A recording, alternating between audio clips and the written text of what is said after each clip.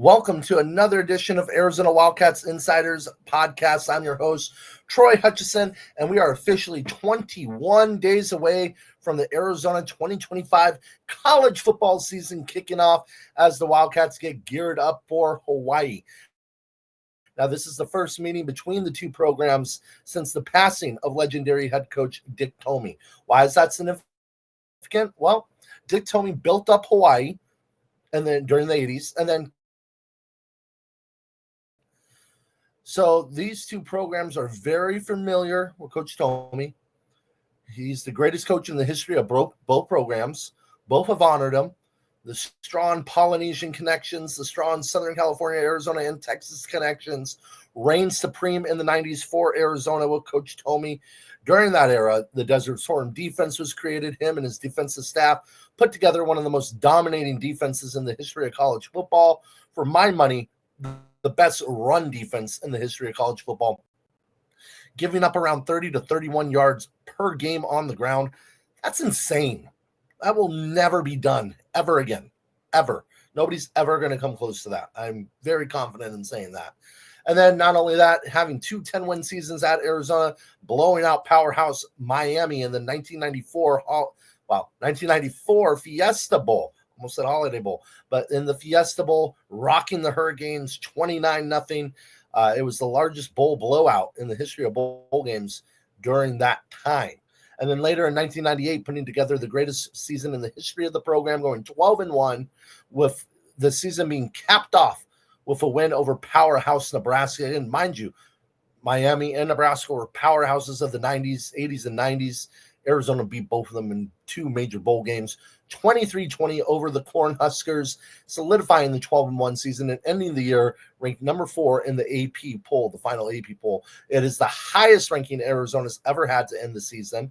They were one game away from a national championship game. Could have played Tennessee and probably beat Tennessee, in my opinion. And they were a UCLA weird situation away against Miami from going to the Rose Bowl.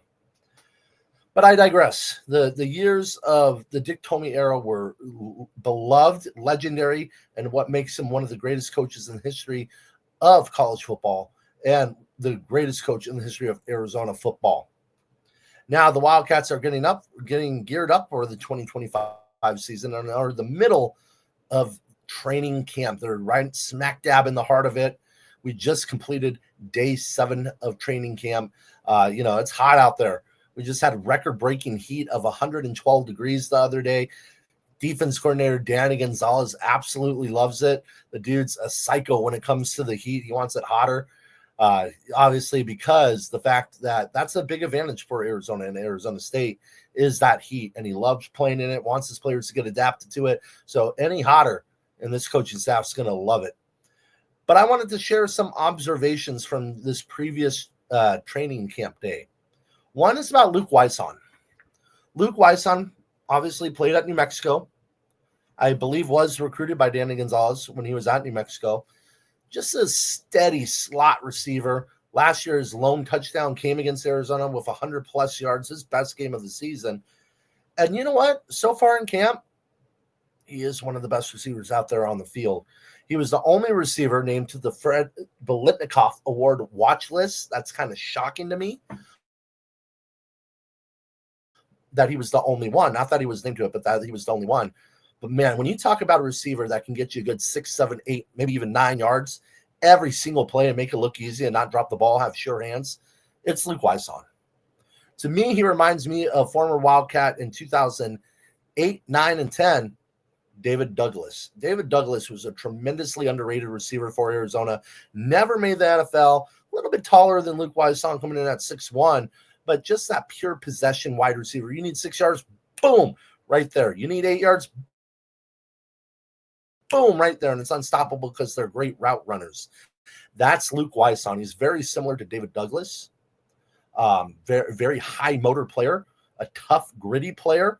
Another comparison you can make is a Wes Welker, Julian Edelman, those type of receivers, Danny Amendola, those type of guys, Hunter Renfrow.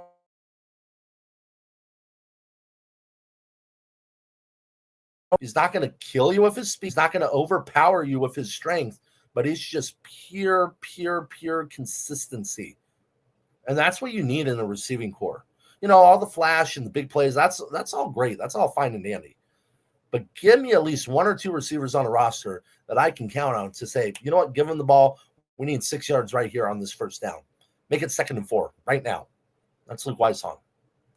Luke Weisson is a walking 2nd and 4. And when I say that, he's a walking 6-yard gain easily.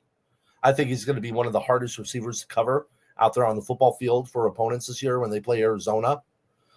You're not going to double him because that leaves the over the field wide open for the rest of the receiving core. That leaves tight ends open. You're not going to double him, but man, he could be like a little sneaky all-conference player this season. I mean, it's like deaths by 1,000 cuts when playing against Luke Weisson.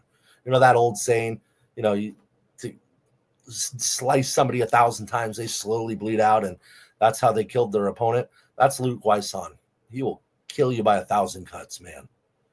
He's just that powerful slot receiver, sneaky quickness, sneaky athleticism, under the radar guy. And I've just been very impressed this training camp by Luke Weisson. Number 2 are the injuries. Now, we can't report details about injuries and who's injured and all that kind of stuff due to Arizona Wildcats football rules. They don't want that shared, even though it is shared with the media. They do not want it out in the open. So that is something we cannot report on in terms of what we see in camp in terms of injuries. But I can say this, and this is okay to say, compared to last year, Arizona's staying pretty healthy. There's not a lot of players dropping like flies. Last year, they were dropping like flies. You saw major injuries in training camp that devastated the program, that devastated the training camp and kind of set them back a little bit, starting on the offensive line. And that showed it reared its ugly head come the season because you saw so many linemen go down. That hasn't happened. Now, are there nicks, cuts, bruises, and players, hobbling a little bit? Sure, that happens. It's football. But so far, this training staff and the coaching staff has done a great job at keeping their players healthy, which is big. I think it goes to show you that people freaking out about Coach Carroll as strength and conditioning coach, Colin Carroll, I think that was overblown, extremely overblown by Arizona's fan base. Coach Carroll's done a terrific job with this unit. They're getting bigger, faster, stronger with this team. And now you're seeing less injuries. So when you go into the year, Arizona's going to be healthy, I think, this season. Now, you can't account for freak ACL stuff and that kind of stuff, but you're not going to see – I don't think you're going to see this team drop like flies on the defensive end, drop like flies on the offensive line like you saw last season.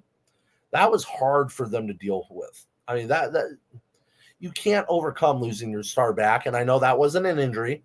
That was a whole academic piece, but you lost your starting left tackle. You lost your starting middle linebacker. You lost numerous pieces in the secondary, lost numerous pieces on the offensive line, lost a couple running backs, lost a couple receivers, lost a couple defensive linemen.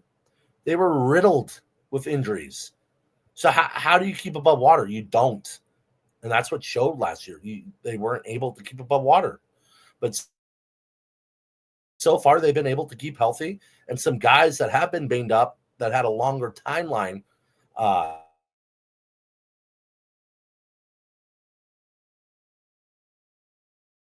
originally, they're ahead of schedule. And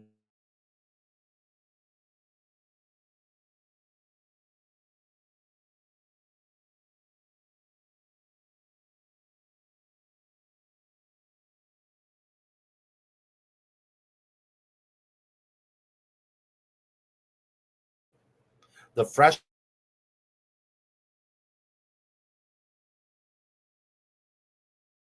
has looked really good, the Phoenix product out of Higley.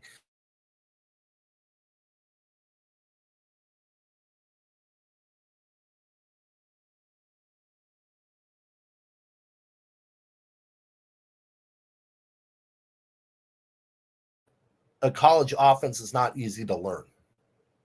And for being such a big guy with a long wingspan, he has a quick release. To me, that's critical. Look at a quarterback like Brandon and have that.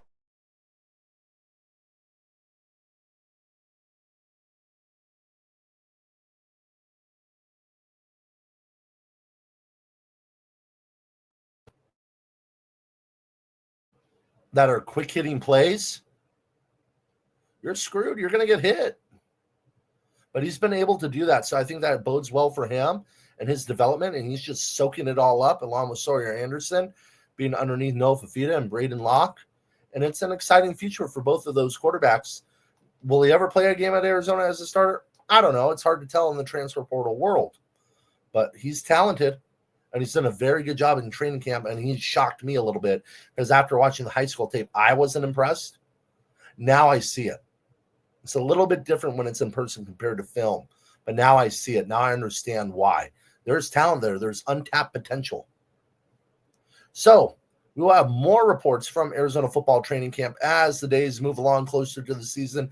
Be sure to follow our website, Arizona Wildcats on SI. Check out our Twitter at Arizona Wildcats on SI or my Twitter, Troy Hutchison, at THutch1995. And we'll have more coverage as the days move along.